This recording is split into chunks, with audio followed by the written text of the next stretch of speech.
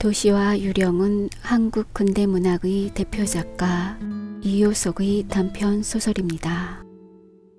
이효석은 메밀꽃 필 무렵으로 잘 알려진 작가로 서정적인 자연 묘사와 인간 내면의 갈등을 탁월하게 그려낸 작품들이 많습니다. 도시와 유령은 1928년에 조선지광에 발표한 작품으로 도시 문명 속에서 소외되고 불안정한 인간 존재를 섬세하게 포착한 작품입니다. 동대문 밖에서 일정한 거처 없이 떠돌아다니는 주인공의 비참한 삶을 묘사하고 있습니다. 그곳에서 유령 같은 형체와 도깨비 불을 보고 놀라 도망칩니다. 도시는 근대화된 공간을, 유령은 가난한 도시 빈민의 비참한 처지를 상징합니다. 도시와 유령 작품 속으로 떠나보겠습니다.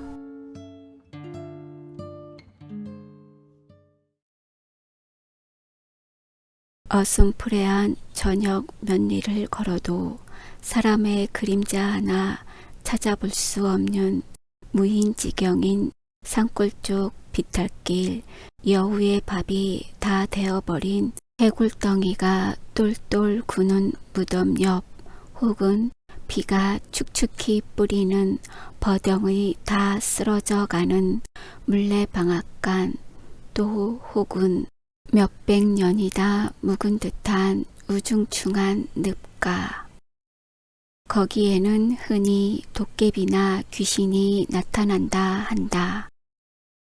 그럴 것이다. 고요하고 축축하고 우중충하고, 그리고 그것이 정치일 것이다. 그러나 나는 아직도 그런 곳에서 그런 것을 본 적은 없다. 따라서 그런 것에 관하여서는 아무 지식도 가지지 못하였다. 하나 나는 자랑이 아니라 더 놀라운 유령을 보았다. 그리고 그것이 적어도 문명의 도시인 서울이니 놀랍단 말이다. 나는 그래도 문명을 자랑하는 서울에서 유령을 목격하였다. 거짓말이라고? 아니다. 거짓말도 아니고 환영도 아니었다. 세상 사람이 말하여 유령이라는 것을 나는 이 두 분을 가지고 확실히 보았다. 어떻든 길게 말할 것 없이 다음 이야기를 읽으면 알 것이다. 동대문 밖에 상업학교가 가제될 무렵이었다. 나는 날마다 학교 집터에 미쟁이로 다니면서 일을 하였다. 남과 같이 버젓하게 일정한 노동을 못하고 밤낮 뜨내기 버리꾼으로 밖에는 돌아다니지 못하는 나에게는 그래도 몇 달 동안은 입에 풀칠을 할 수 있었다. 많은 과격한 노동이었다. 그러므로 하루라도 쉬어본 일은커녕 한 번이라도 늦게 가본 적도 없었다. 원수같이 지글지글 타 내리는 여름 태양 아래에서 이른 아침부터 저녁 때까지 감독의 말 한마디 거슬리는 법 없이 고분고분히 일을 하였다. 채로 모래를 쳐라. 불같은 태양 아래에 새까맣게 타는 석탄으로 놀이를 끓여라. 시멘트에다 모래를 섞어라. 그것을 놀이로 반죽하여라 하여 쉴 새 없이 기계같이 휘돌아쳤다. 그 열매인지 선물인지는 알 수 없으나 우리들이 다지는 시멘트가 몇백 간의 벌집 같은 방으로 변하고 친구들의 쨍쨍 울리는 끌소리가 여러 층의 웅장한 건축으로 변함을 볼 때 미상불 우리의 위대한 힘을 또 한 번 자랑하지 않을 수 없었다. 어리석은 미령둥이들이라. 어떻든 콧구멍이 다 턱턱 막히는 시멘트 가루를 전신에 뽀얗게 뒤집어 쓰고 매캐한 노린 냄새와 더구나 전신을 한바탕 쪽 씻어내리는 땀 냄새를 맡으면서 온종일 들볶게 치고 나면 저녁물에는 정말이지 전신이 나른하였다. 그래도 집안 식구들을 생각하고 끼니거리를 생각하면 마지막 힘이 났다. 일을 마치고 정신을 가다듬어 가지고 1인 감독이 집으로 간다. 삭전을 얻어가지고 그 길로 바로 술집에 가서 한 잔 빨고 나면 그제야 겨우 제 세상인 듯 싶었던 것이다. 사실 술처럼 고마운 것은 없었다. 버쩍버쩍 상하는 속, 말할 수 없는 피로를 잠시라도 잊게 하는 것은 그래도 술의 힘이었다. 그날도 나는 술김에 얼근하였었다. 다른 때와 같이 역시 맨 꽁무니에 떨어진 김서방과 나는 삭전을 받아들고 나서자마자 행길 옆 술집에서 막판 먹어댔다. 술집을 나와보니 벌써 밤은 꽤 저물었었다. 잠을 자도 한잠 너그러지게 잤을 판이었다. 잠이라니 말이지 종일 피곤하였던 판에 주기조차 돌아놓으니 사실이지 글자대로 눈이 스르륵 내리 감겼다. 김서방과 나는 즉시 잠자리로 향하였다. 잠자리라니 보들보들한 아름다운 계집이 기다리고 있는 분홍 모기장 속 두툼한 요 위인 줄은 알지 말아라. 그렇다고 어둠침침한 행랑방으로 알라는 것도 아니다. 비록 빈대에는 뜯길만정 어둠침침한 행랑방 하나 나에게는 없었다. 단지 내 몸뚱이 하나인 나는 서울 안을 못 돌아다닐 데 없이 돌아다니면서 노숙을 하였던 것이다. 그래도 그것이 여름이었으니 말이지 겨울이었던들 꼼짝없이 얼어 죽었을 것이다. 따라서 세상에 못 볼 것을 다 보고 겪어왔었다. 참말이지 별별 야릇하고 말 못할 일이 많았다. 여기에 쓰는 이야기 같은 것은 말하자면 그 중에서 가장 온당한 이야기 하나에 지나지 못한다. 어떻든 김서방도 이미 늦었으니 행랑 구석에 가서 빈대에게 뜯기는 것보다는 오히려 노숙하기를 좋아하였다. 나는 도수장께를 지나서 동묘 앞까지 갔었다. 어느 결엔지 가는 비가 보실보실 뿌리기 시작하였다. 축축한 어둠 속에 칙칙한 동묘가 그 윤곽을 감추고 있었다. 사방은 고요하였다. 이놈들 개 있거라! 벼랑간에 땅에서 솟는 듯이 이런 음성이 들렸다. 나는 깜짝 놀라는 대신에 빙긋 웃었다. 이래 보여도 한여름 동안을 이런 데서 댕기면서 잠자는 놈이다. 그렇게 쉽게 놀래겠니? 하는 담찬 소리를 남겨놓고 동묘 대문께로 갔다. 얘기한 바와 다름없이 거기에는 벌써 우리 따위의 친구들이 잠자리를 차지하고 있었다. 그래도 꽤 넓은 대문간이지만 그 속에 그득하게 고기 새끼 모양으로 우르르 차 있었다. 이리로 눕고 저리로 눕고 허리를 베이고 발치에 코를 박고 드르렁 드르렁 코를 골고 이놈들 개 있거라. 아이고 그냥 이런 경칠 자식 보게.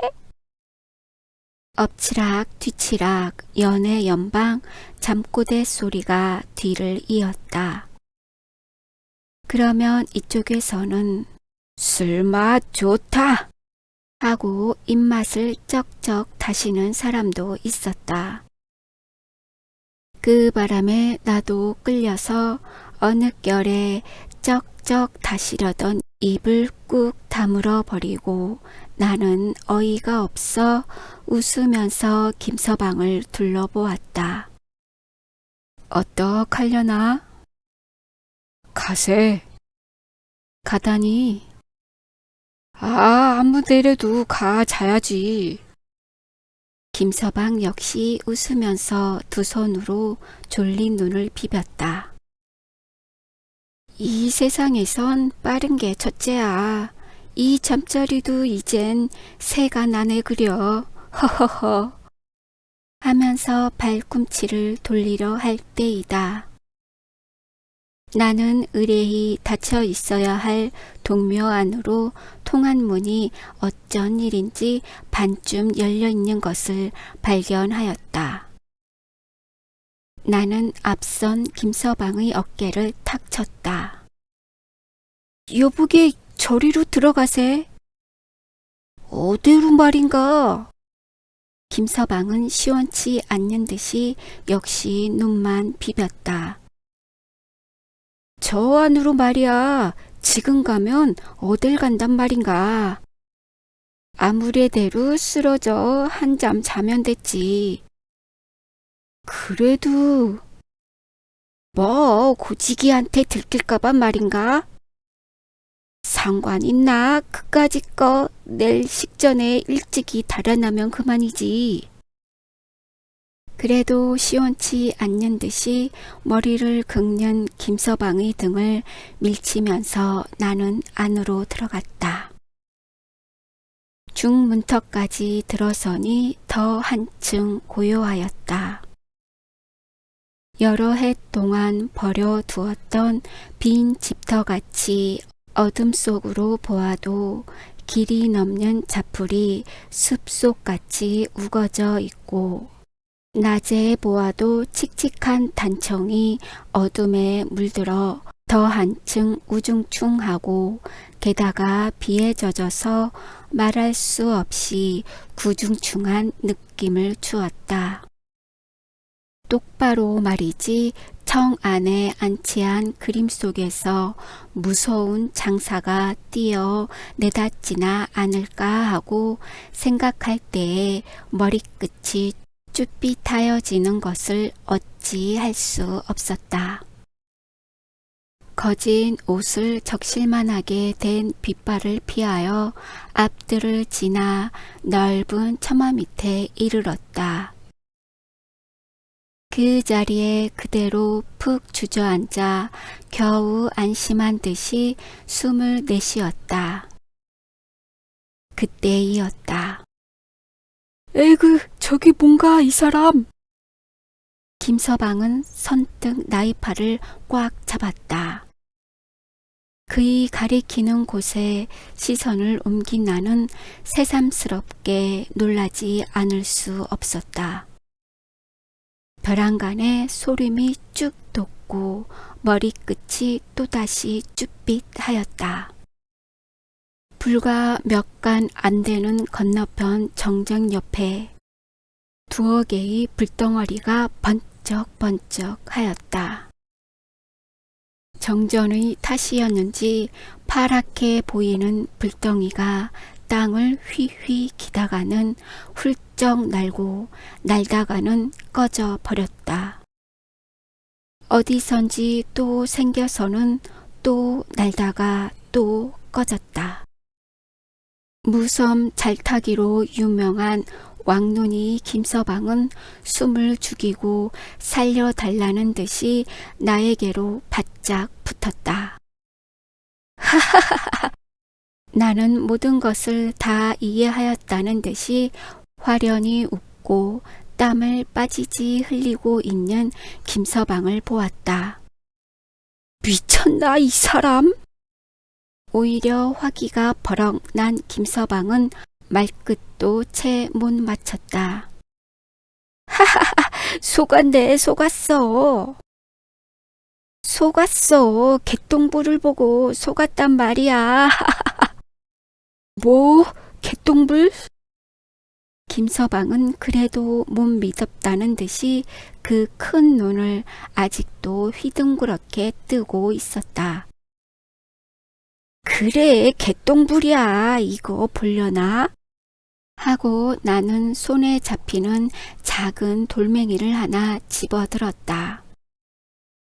그리고 두어 걸음 저벅저벅 뜰 앞까지 나가서 역시 반짝거리를 개똥불을 겨누고 돌을 던졌다. 하나 나는 짜장 놀랐다.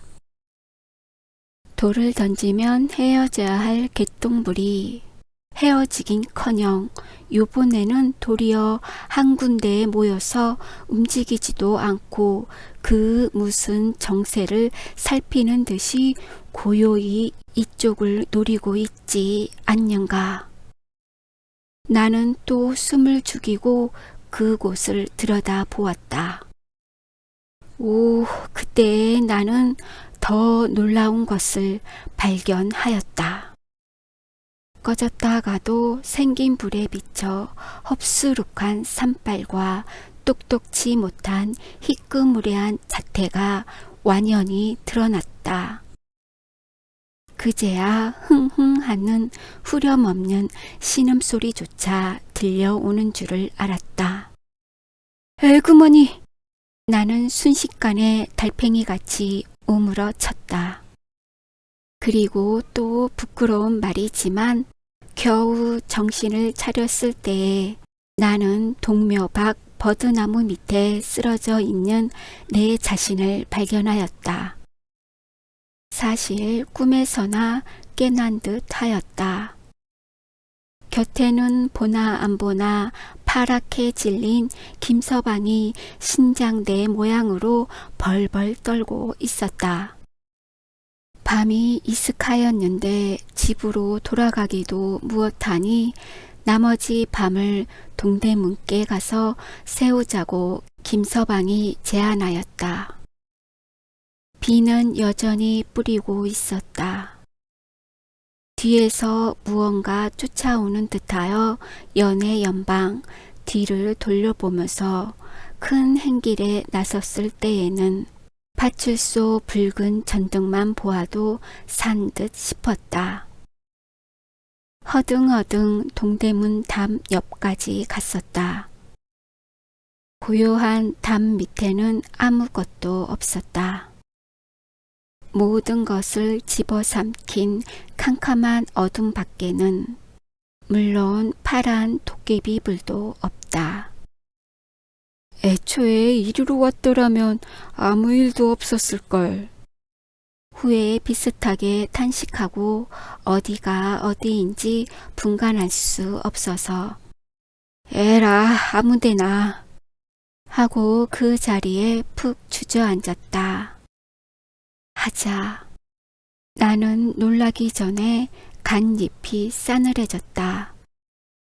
도돌도돌한 조약돌이나 그렇지 않으면 축축한 흙이 깔려 있어야만 할 엉덩이 밑에 하나님 맙소사.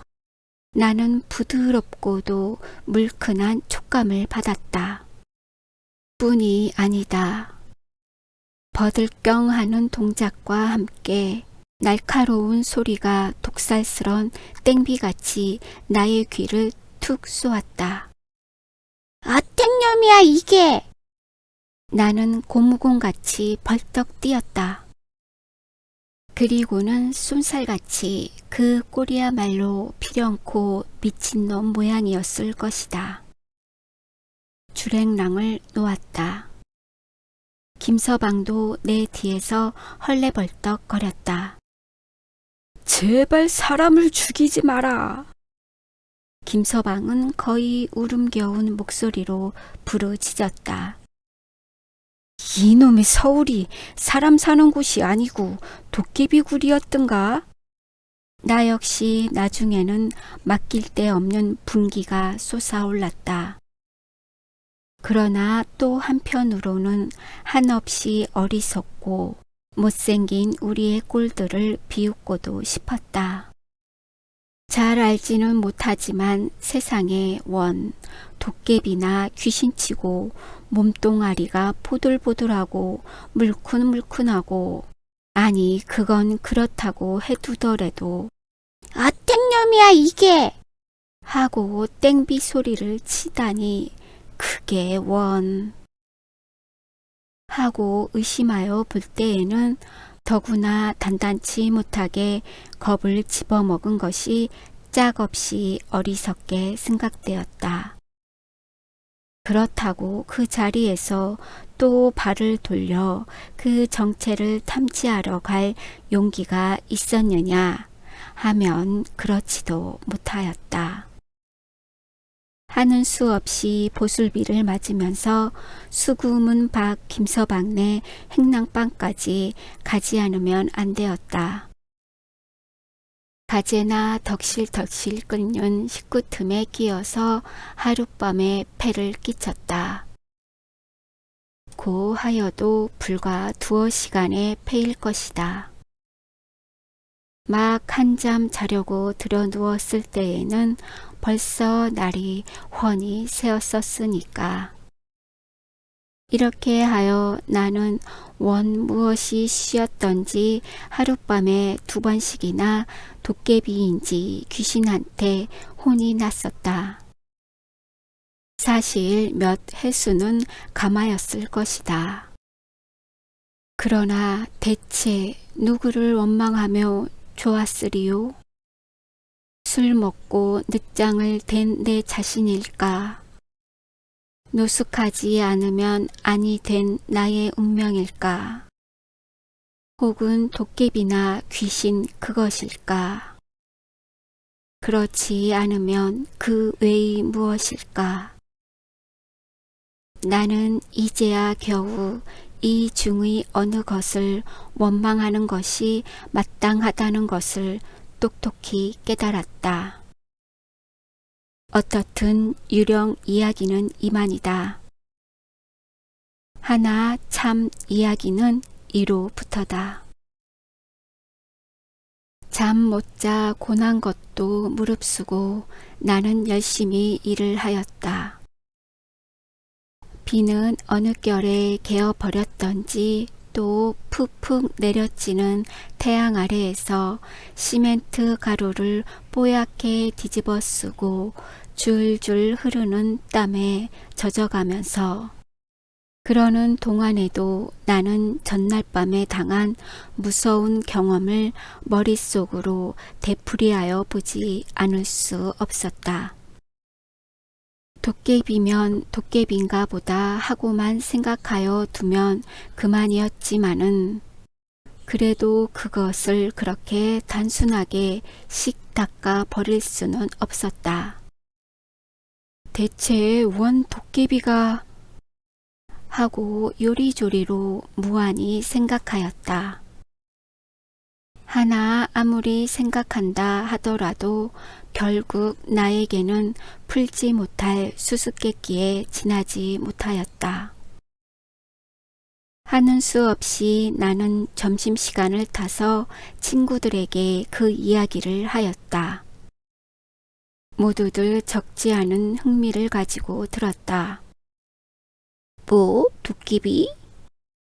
2층 꼭대기에 시멘트를 갖다주고 내려온 맹꽁이 유서방은 등에 메었던 통을 내려놓기도 전에 눈을 휘둥그렇게 떴다. 내가 있었더라면 그까짓 걸 그죠. 벤또를 팍팍 긁던 달랭이 채서방은 이렇게 뽐냈다. 그러나 가장 침착하게 담배를 푹푹 피우던 대머리 박서방만은 그다지 신통치 않은 듯이 그래, 그것한테 그렇게 혼이 났단 말인가? 나는 왕눈이 따위니까. 하면서 밉지 않게 싱글싱글 웃으면서 김서방과 나를 등분으로 건너보았다. 그리고 도깨비 해도 나같이 밤마다야 보겠나. 하고 빨던 담배를 툭툭 털더니 이야기를 꺼냈다.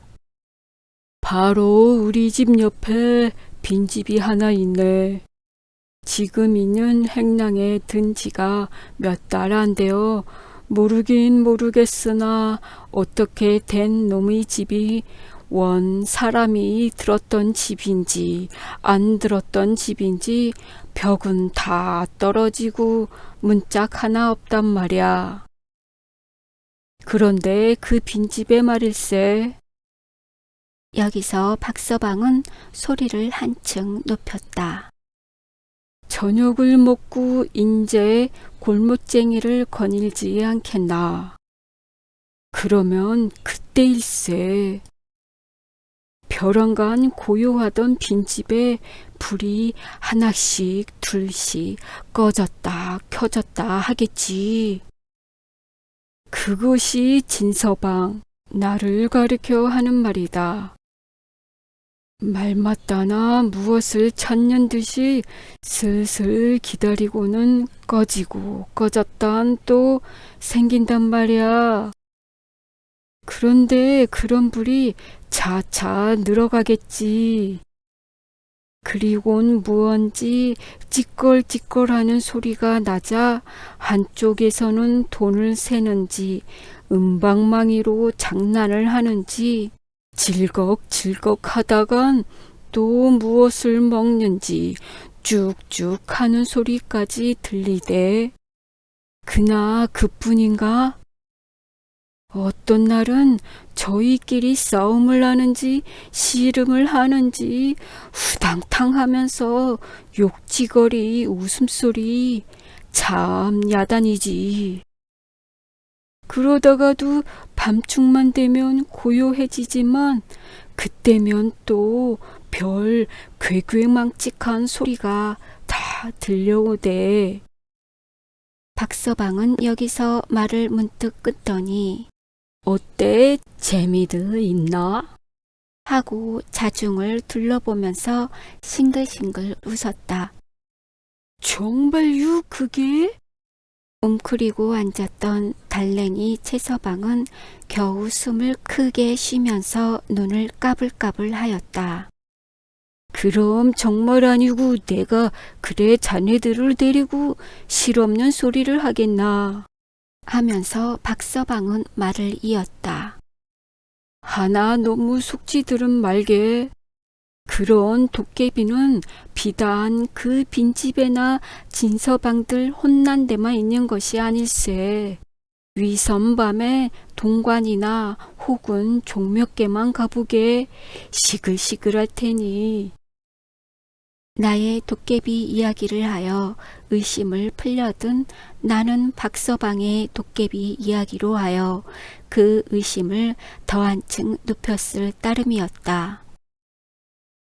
더구나 뼈 있는 그의 말과 뜻 있는 듯한 그의 웃음은 더 한층 알지 못할 수수께끼였다.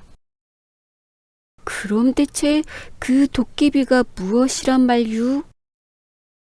내가 이 자리에서 길다게 말할 것 없이 자네가 오늘 저녁에 또 한번 가서 찬찬히 살펴보게. 그러면 모든 것이 얼음장같이 할 때에 박서방이 곁에 시커먼 것이 나타났다. 무슨 얘기했소?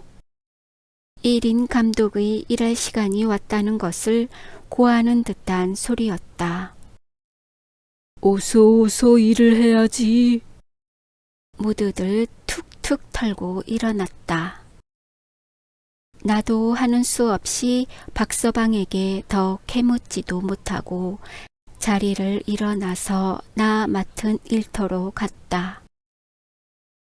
그날 저녁이다. 결국 나는 또 한 번 거기를 가보기로 작정하였다. 물론 김서방은 뺑소니를 치고 나 혼자다. 뻔히 도깨비가 있는 줄 알면서 또 가기는 사실 속이 캥겼다. 하나 또 모든 의심을 풀어버리고 그 진상을 알려 하는 나의 욕망은 그보다 크면 컸지 결코 적지는 않았다. 나는 장차 닥쳐올 모험에 가슴을 벌떡이면서 발에다 용기를 주었다. 그까짓 거 여차직하면 이골로 하고 손에 든 몽둥이. 나는 만일의 경우를 염려하여 몽둥이 하나를 준비하였던 것이다. 를 번쩍 들 때에 나는 저절로 흘러나오는 미소를 금할 수 없었다. 도깨비를 정복하러 가는 유령 장군같이도 생각되어서 사실 한다 하는 X자 놈들이면 몰라도 무엇을 못 먹겠다고 하필 가난뱅이 노숙자들을 못살게 굴고 위협과 불안을 주는 유령을 정복하여 버리는 것은 사실 뜻있고도 용맹스러운 사업일 것이다. 고 나는 생각하였다.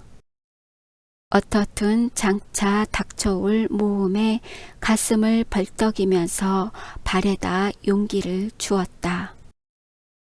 어두워가는 황혼 속에 음침한 동묘는 여전히 우중충하였다. 좀 이르다고 생각하였으나 나오기를 기다리면 되지 하고 제멋대로 후둑후둑 뛰는 가슴을 가라앉히고 아직도 열려있는 대문을 서슴지 않고 들어섰다. 중문을 들어서 정전 앞으로 몇 발짝 걸어갔을 때이다. 전날 밤에 나타났던 정전 옆 바로 그 자리에 헙수룩하게 산발한 2개의 그림자가 있었다. 그러나 나는 벌써 어리석은 전날 밤의 나는 아니었다. 원 요런 놈의 도깨비가 몽둥이를 번쩍 들고 사실 장군다운 담을 가지고 나는 그 자리까지 달려갔다. 하나, 나의 손에서는 만신의 힘이 맺혔던 몽둥이가 힘없이 굴러 떨어졌다. 유령 장군이 금시에 미치광이 광대 새끼로 변하여 버렸던 것이다. 원 이런 놈의 틀림없이 도깨비가 순식간에 2 모자의 거지로 변하다니. 이런 기막힌 일이 어디 있단 말인가. 다음 순간 그 무엇을 번쩍 돌려 생각한 나는 또다시 몽둥이를 번쩍 들었다. 이게 정말 도깨비 장난이란 것이야? 하나 도깨비란 소리에 영문을 모르는 2 모자는 손을 모고 썩썩 빌었다. 아이고 왜 이럽니까? 이건 틀림없는 사람의 목소리였다. 나가라면 그저 나가라든지 그래 이 병신을 죽이시렵니까? 감히 못 들어올 땐 줄은 알면서도 할 수 없이 눈물겨운 목소리로 이렇게 사죄를 하면서 여인네는 일어나려고 무한히 애를 썼다. 어린애는 울면서 그를 붙들었다. 역시 광대에 지나지 못한 나는 너무도 경솔한 나의 행동을 꾸짖고 겨우 입을 열었다. 아니요, 앉아 계시오. 나는 고지기도 아무것도 아니니. 네? 모자는 안심한 듯한 동시에 감사에 넘치는 눈으로 나를 치어다 보았다. 어젯밤에 여기에 아무것도 나오지 않았소? 무어가 무언지 분간할 수 없는 나는 이렇게 물었다. 네? 나오다니요. 아무것도 나오지는 않았습니다. 그리고 단지 우리 모자밖에는 여기 아무것도 없었습니다. 여인네는 어마무사하여서 이렇게 대답하였다. 그럼 대체 그 불은? 나는 그래도 속으로 의심하면서 주위로 눈을 휘둘렀다. 무슨 일이나 생겼습니까? 정말 저희들밖에는 아무것도 없었습니다.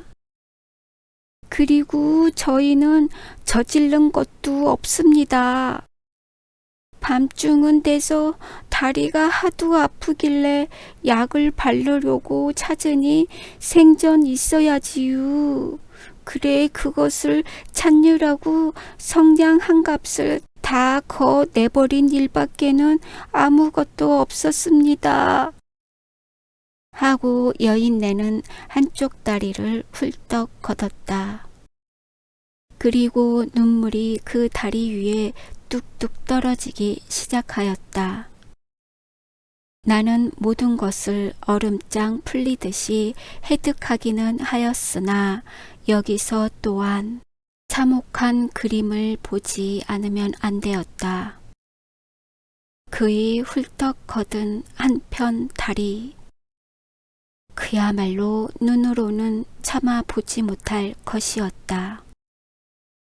발목은 끊어져 달아나고 장단지는 나뭇개비같이 마르고 채 아물지 않는 자리가 시퍼렇게 질려 있었다.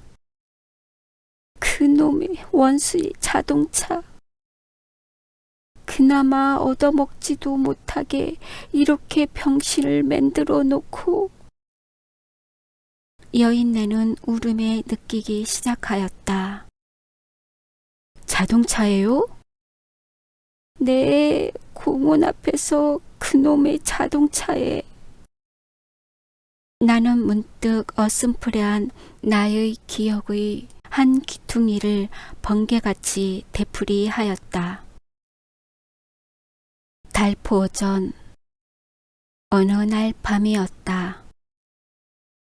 그날도 나는 이유 없이가 아니라 바로 말하면 바람 쏘이러 밤 장안을 헤매고 있었다.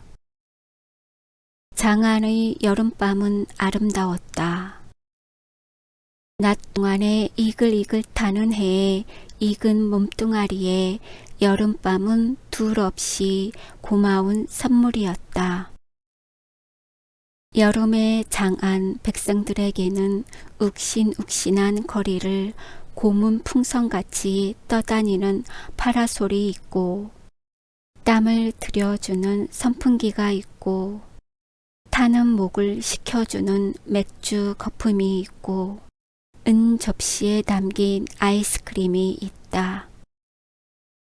그리고 또 산차고 물 맑은 피서지 산방이 있고 서광서가 있고 인천이 있고 원산이 있다.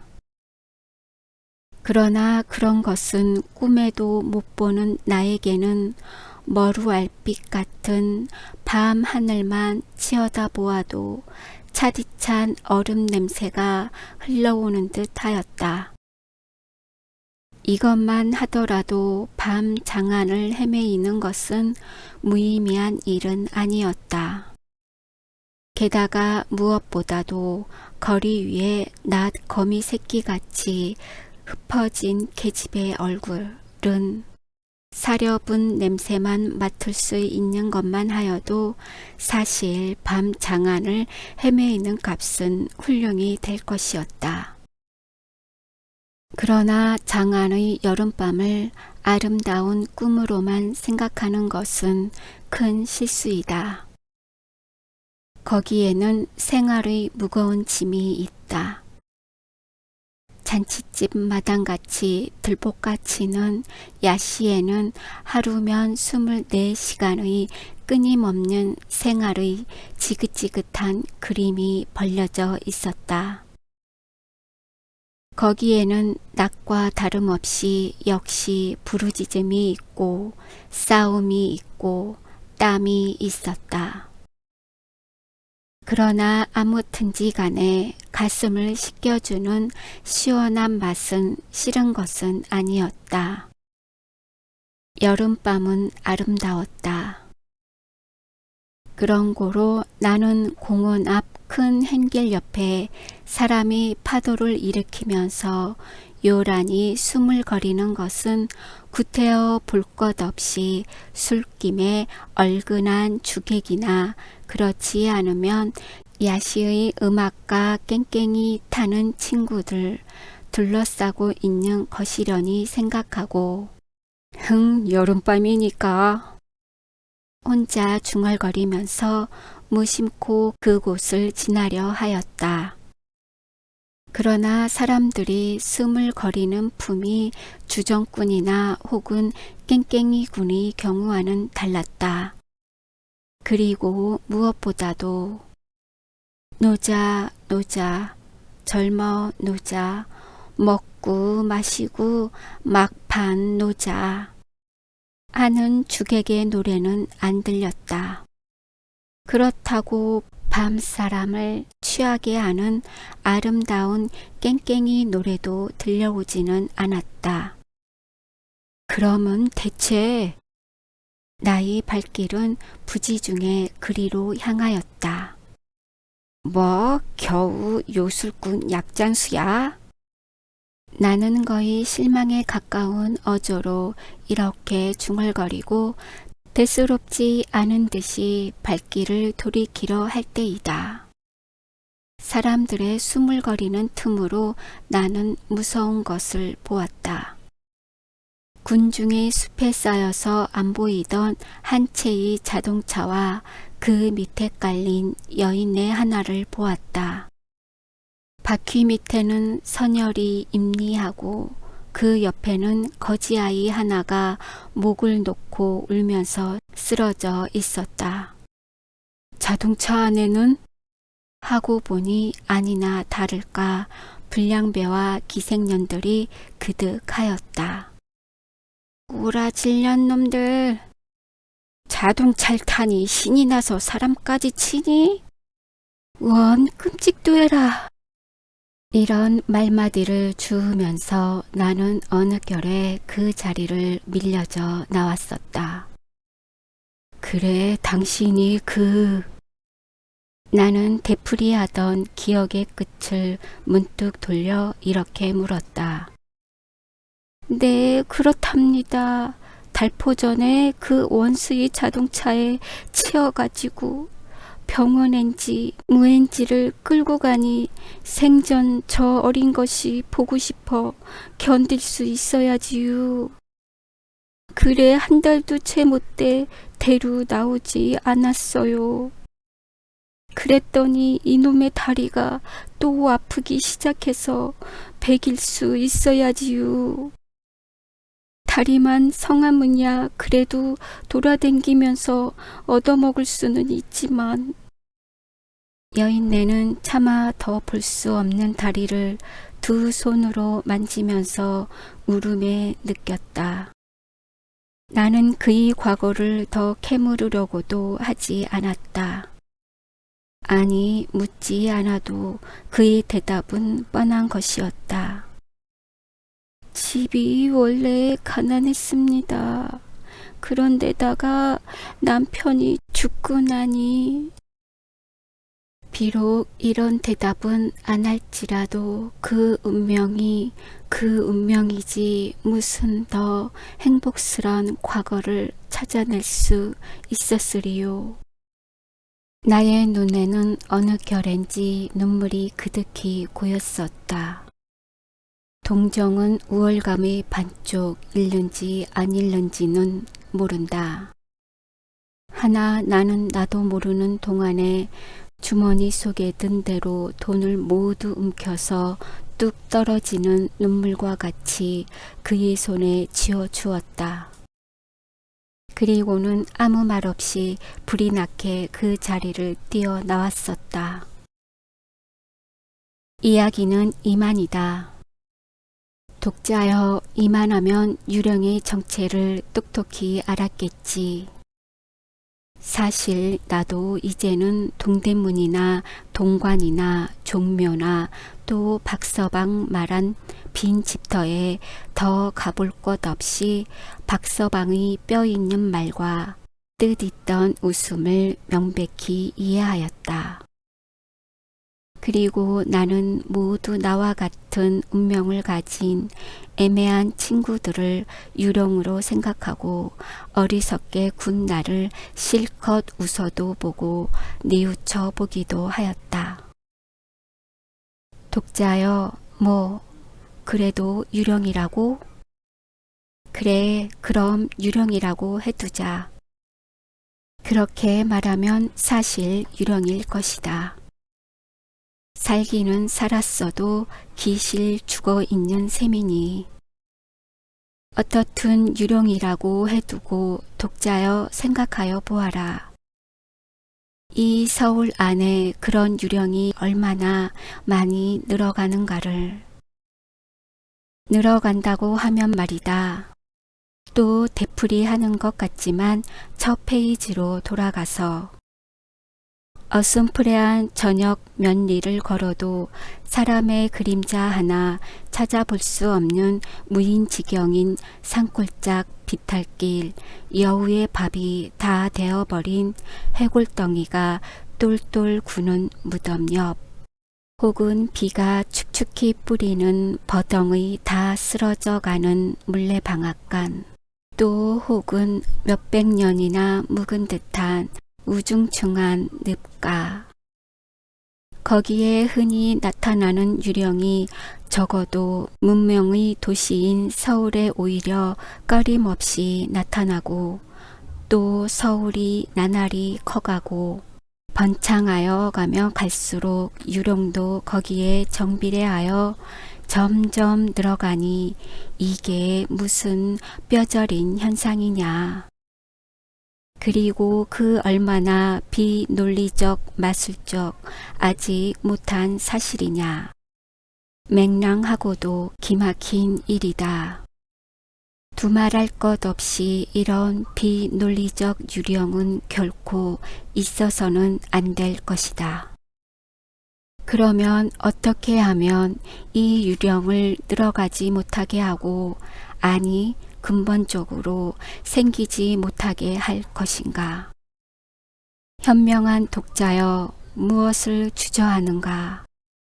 이 중하고도 큰 문제는 독자의 자각과 지혜와 힘을 기다리고 있지 않는가?